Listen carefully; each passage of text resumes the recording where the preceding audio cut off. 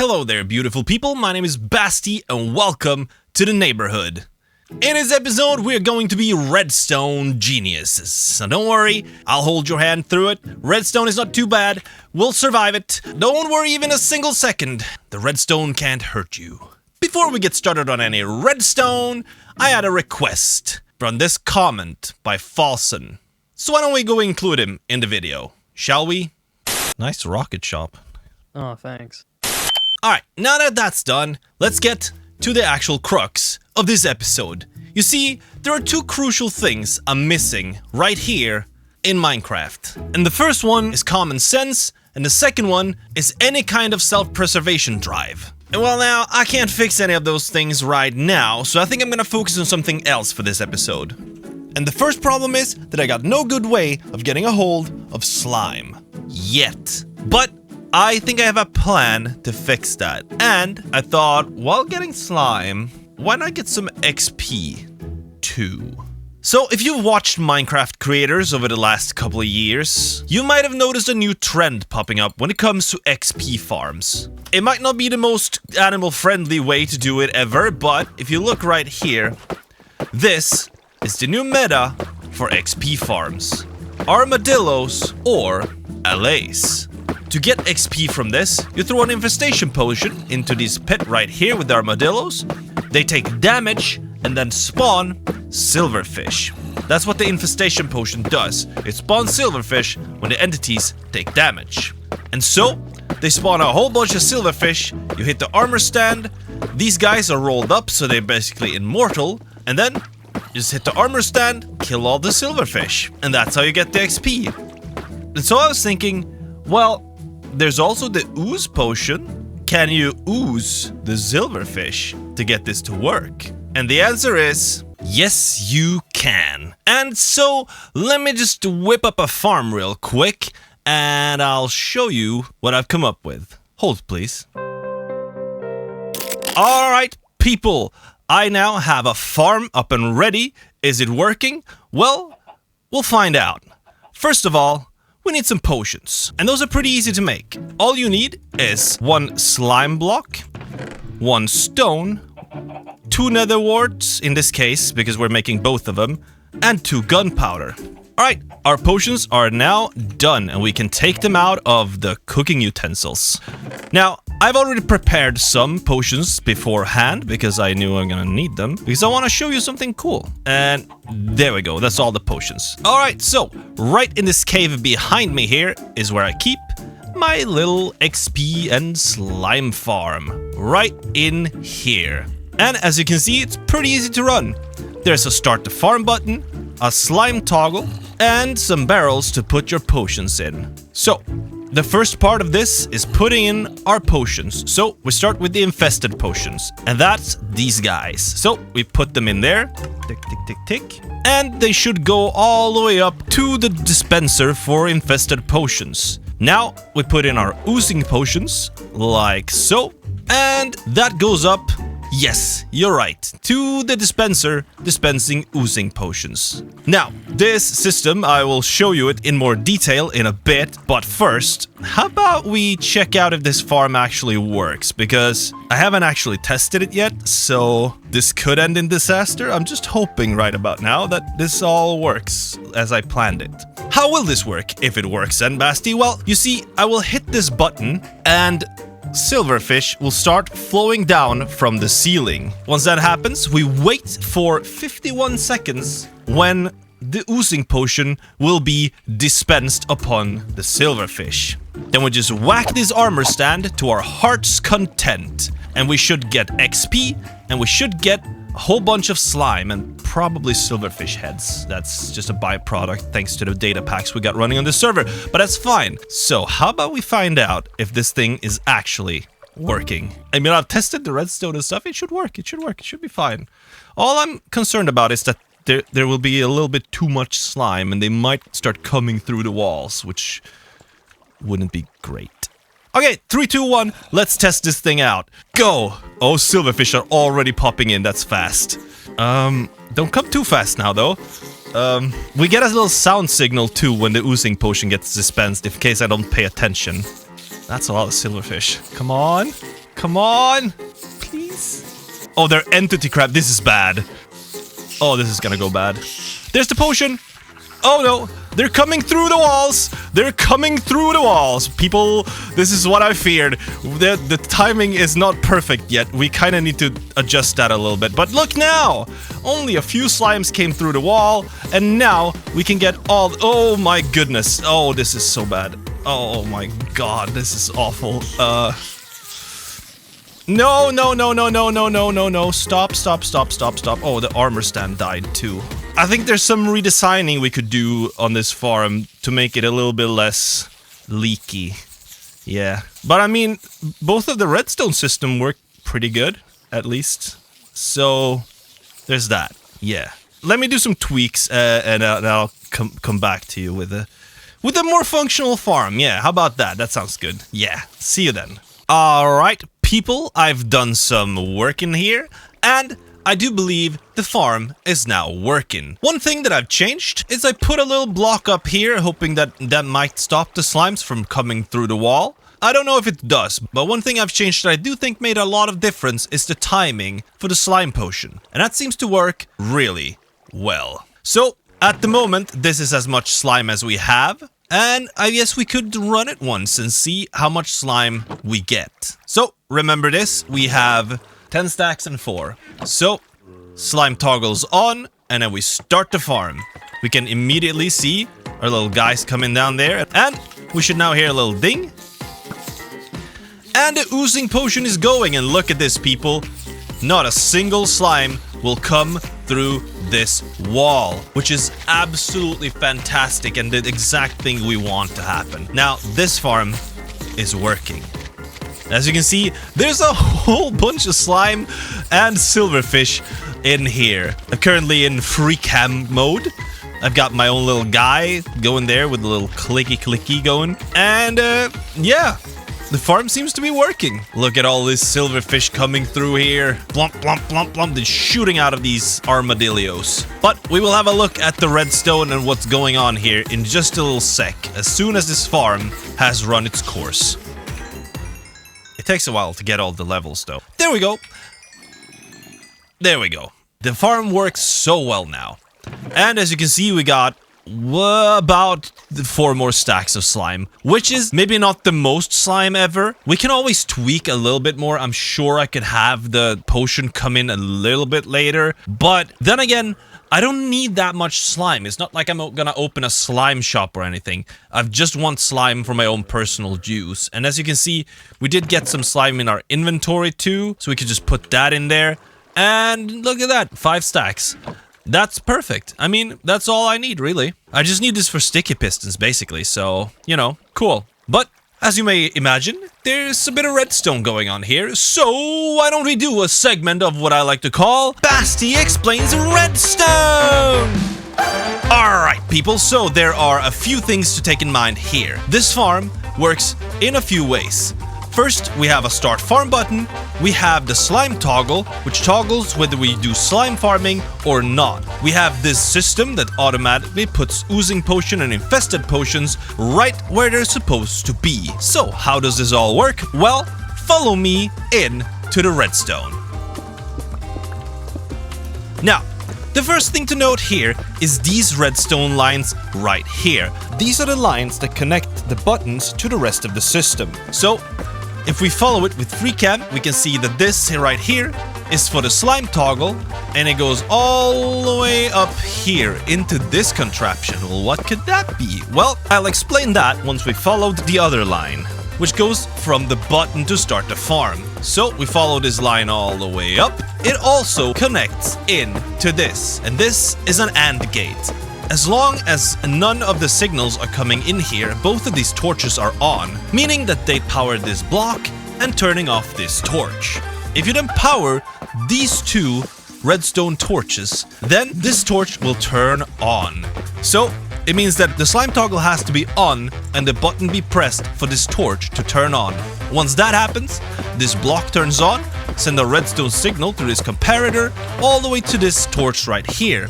And that lets these items in this item hopper, in this Etho hopper clock, fall into the side, activating the clock.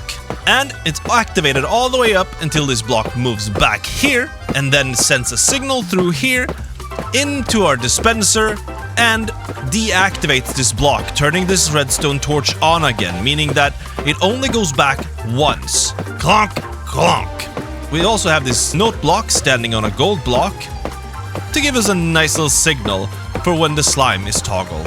And moving on here, this redstone line goes, as you might imagine, all the way up here to our second dispenser right here in the infestation station.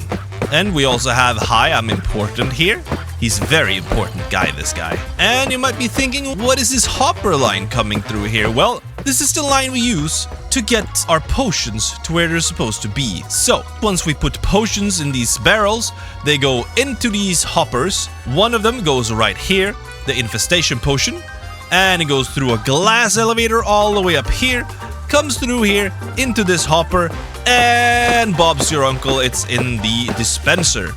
This other side has a very similar system, where you put the oozing potion and it goes in here. Of course, this is a system that I built before. It's not the most quiet, it's not the most efficient, but it's the way I'd like to do it, so I do it this way. We have a comparator checking this dropper, whether there's stuff in there.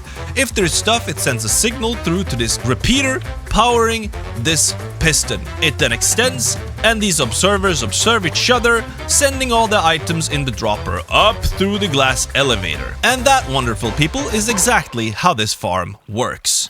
And so, that means that I can have my slime toggle, so I can turn off whether I want slime or not. Sometimes you just want XP, and then just turn it off. And then you only use the infestation potions. I really wanted one of these farms, but I really wanted it to be simple to use. So, all you need is to just, press a button, and off you go. And if nothing happens, well, then you just need to put a potion in here. Wait 1 second or two, and then press the button, and off you go. The farm is running. But dear people, we're not done being geniuses just yet. No, we got one more thing I would like to build. And that, dear people, is right in here. And so if you follow me right here, the farm I want to build today is right in here. Yes, I want an automatic rocket crafting device. And it shall be right up there, close to the ceiling. How am I gonna build it? Well, I don't really know yet. So, I might time-lapse this one, and then I'll talk a little bit about it. It's my own design for this one, which you might be able to tell once you see it. It's very my type of redstone. So, let me just craft up another farm real quick, and I'll let you view some time-lapse of how that goes. So, 3, 2, 1, time-lapse. Let's go.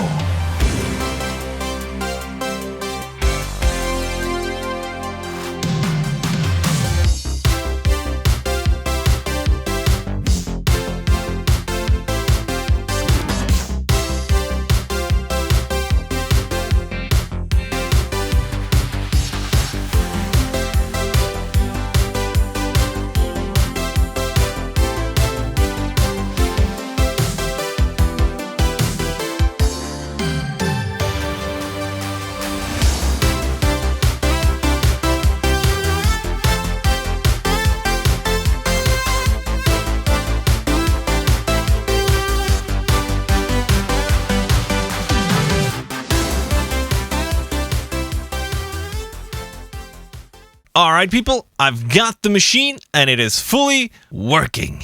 Look at it. Up there. It's a beautiful piece of redstone machinery.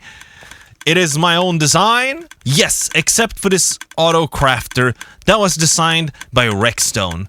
So, this auto crafting circuit here was made by Redstone. The rest is my own design, which you can tell because it's bulky and large. This thing is also not completely done yet. I've got one more step I need to do because, well, if you join me down here, you may notice that it's a little hard to access the things you need to access. Have I even told you what this is? I don't think I have. Well, this is my Shulker loading and unloading auto rocket crafting system. So, the plan is I put a shulker of paper and a shulker of gunpowder in this thing, and out pops shulkers of rockets. And so I'm gonna need some more things enabled for this to work. I need somewhere to place my rockets and stuff, because currently this is the output chest, and this is where I put paper, this is where I put powder, and this is where I put shulkers. So I need a shulker and a paper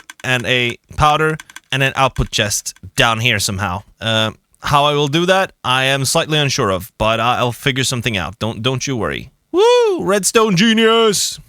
Alright, people, as you might see now, things have changed slightly since you last saw this place. And one of those changes is, of course, well, these big old tubes right here. Yes, this wasn't here before. And so you see we can put empty shulkers right here, gunpowder, and paper. So, where does all these go then?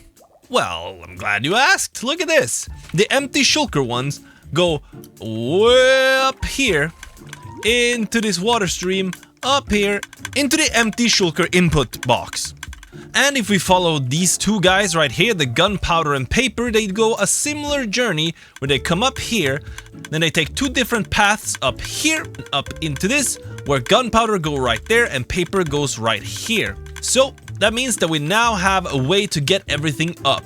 And for the output, I just did this, where it goes into a tube and then falls in here. Because, well, I thought it was funnier that way. I just like the idea of shulkers falling from the ceiling into this hopper right here. It's silly, and I like it. Anyways, this machine should now be fully functional, and we can test this out. It's gonna take a little bit, so bear with me, but I'll speed you through the process. So, let's go get ourselves some materials, and let's see if we can't get some rockets crafted, shall we? Okay, people, so I've got some shulkers now. Well, you have to excuse me, my gunpowder box isn't exactly full, but it'll be alright anyways, because it'll be enough to craft at least one shulker, probably two to be honest, and that is shulker full of rockets. We have one empty, one paper, one gunpowder, so let's try to put this in the machine and see what happens. So, first one we put in is the empty shulker box, so we put that in there, and then we follow it with free cam, and we can see it coming up the glass elevator, all the way up here, into this water stream, where it flows up and into this chest right there. And that's about it for that one. But what takes a little bit more of an interesting turn is these guys. So, let's follow these guys. We put the gunpowder in, and then we put the paper in, and we follow them as they come up right here. You can see the gunpowder one is coming right there and shooting up, and the paper one comes and shoots up. As soon as it ends up there, it gets placed and starts emptying. And it's emptying into this auto crafter. And this auto crafter then starts crafting rockets, which go into the storage box right here, where they then get trickled in here and into this shulker box right there. And once that shulker box is full, the shulker gets broken and it's dispensed out into the hopper on the ground. Simple as that, really. But what's not simple is the inner workings of this machine and all the different components you need to make it. But I won't go into that now. If you want to see that, then please tell me so in the comments, and I will make an entire video on just this machine, where I might even make a version 2 and make it even more effective and maybe even more compact. So, if you would like to see that, like the video and tell me so in the comments down below. Thank you very much. Phew, there really has been a lot of redstone in this episode, huh? Well, sometimes you need those too. I really enjoy tinkering around with redstone. It's kind of a really fun puzzle-solving problem to figure out how to make all these components work with each other and make the things do what you want them to do, because that's not always obvious. Sometimes you don't even know yourself what you want it to do, and then it's impossible. And I really like doing it, so I will do more redstone, but I am primarily a builder. And unfortunately, in this episode, I will not be building anything. But while I was doing the little machine out there, I also ended up building another thing when I was waiting for some shulker boxes to be loaded. And what I've ended up building is this. A little sheep farm. Look at all these sheepsies. For now, I have mostly earth tones because I foresee myself using that the most. But I do have some white ones just in case. I got a light gray, black. I've got an orange, green, and a brown one. Because knowing myself, that's the colors I use the most when it comes to wool. So it'd be nice to have them in spades. I don't think I have spades of them yet, though, but I should have some at least. Yeah, I got some. Really a redstone heavy episode this, huh? Very farm heavy, very productive, I would say. We're getting a lot of stuff done that I wanted to get done like weeks ago, but you know, time and stuff and things getting in ways and whatnot. So we have this episode right here for us to catch up. And catch up we have. We now have this beautiful XP farm which works like an absolute charm. We have this auto crafting rocket machine right up there. And of course our new wool farm. So, you know, a lot of stuff has gotten done here. I mean, in this episode alone, we've solved the slime issue, XP issue, rocket issue, and wool issue in one go. Ain't that pretty cool, huh? Redstone's pretty awesome.